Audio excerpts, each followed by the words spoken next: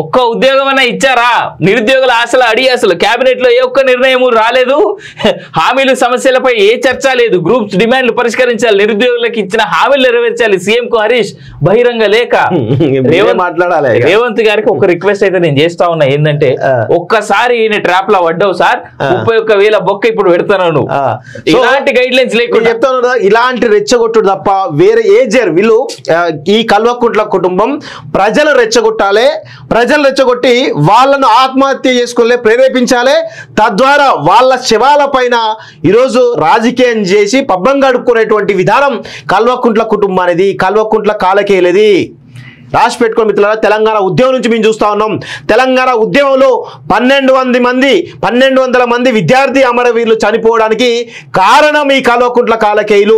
ఆ తర్వాత 2014 నుంచి 2023 వరకు ఈరోజు ప్రైవేట్ లెక్చరర్లు కావచ్చు, రైతులు కావచ్చు, లేకపోతే కొండగట్ట బాధితులు కావచ్చు, లేదంటే ఈరోజు ఆర్టీసీ కార్మికులు కావచ్చు, చాలా మంది చనిపోవడం, వేలాది మంది మళ్ళా చనిపోవడానికి కారణమే ఈ యొక్క కల్వకుంట్ల కాలకేయులు అనే విషయం కూడా గుర్తుపెట్టుకోండి.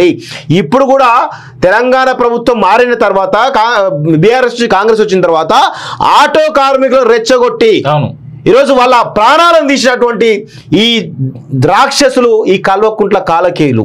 కేవలం ఇదొకటే. ఎస్, ఇలా ప్రతి దశలో ఇప్పుడు నిరుద్యోగులు రెచ్చగొడతా ఉన్నారు. ఎందుకు? వాళ్ళ ప్రాణాలు చంపుతారా?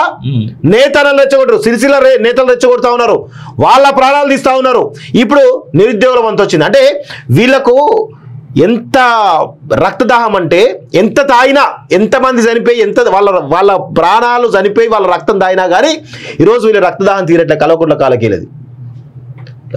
ఎంత దారుణంగా అంటే, దయచేసి ఇలాంటి రెచ్చగొట్టేటువంటి వాళ్ళను, నేను చెప్తా ఉన్నాను కదా, హరీష్ రావు లాంటి వాళ్ళను ఎవరైతే రెచ్చగొడుతున్నారో, కేటీఆర్ లాంటి వాళ్ళు, కేసీఆర్ లాంటి వాళ్ళను బహిరంగంగా ఈరోజు అమరవీరుల స్తూపం ముందు ఉరి తీయాలి. నా కొడుకులు అందరినీ, తప్పేం లేదు, బరాబర్ నేను చెప్తా ఉన్నాను.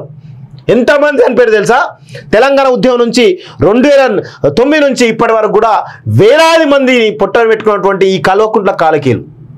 నేను అందుకే వీళ్ళ పైన ఎందుకు నేను ఇంతగా హార్ష్గా మాట్లాడతా అంటే, రెచ్చగొడతారు ప్రజలు, అమాయకమైనటువంటి ప్రజానికి రెచ్చగొడతారు. ఇప్పుడు మీరు రాసి పెట్టుకోండి మిత్రులారా, రేపో ఎల్లుండో ఏదో ఒక రోజు ఖచ్చితంగా నిరుద్యోగులు ఎవరో చనిపోవడం స్టార్ట్ చేస్తారు. ఎందుకు అంటే దానిపైన రాజకీయం చేయాలి వీళ్ళు. ఆ శివాల పైన రాజకీయం చేసేటువంటి దుర్మార్గులు, దుష్టులు ఈ యొక్క కల్వకుంట్ల కాలకేయులు. But same time Revanth Reddy కూడా వచ్చిన వార్నింగ్ అనుకోవచ్చు, సజెషన్ అనుకోవచ్చు, ఏమని అనుకోవచ్చు, నిరుద్యోగుల విషయంలో మీరు ఇచ్చినటువంటి ప్రామిస్లు, ఈ విషయంలో మేము గత 10 ఏళ్లుగా ఎన్నో రకాల ఉద్యమాలు చూసినాం మనం.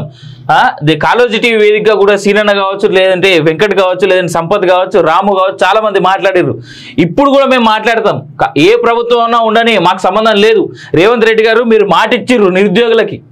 ఈ విషయంలో మాత్రం ఓ పక్క ఇంతకుముందు ఎడ్యుకేషన్ సిస్టమ్ సబితా ఇంద్రారెడ్డి టైంలో మనం చూసినాం పేపర్ లీకులు, అలాంటివి కాకుండా చూసుకోండి మీరైనా. కనీసం ఇప్పటికి మన విద్యాశాఖ మంత్రి ఎవడో తెలియదు మనకి. అవును, విద్యాశాఖ మంత్రులు, హోంమంత్రులు 2 కీలకమైన శాఖలు ఇవ్వలేదు ఎవరికి ఇవ్వలే. అవి 2 కూడా ఈరోజు ఇబ్బడి ఇష్టారీతిలో అయిపోయినాయి. ఎగ్జాక్ట్లీ.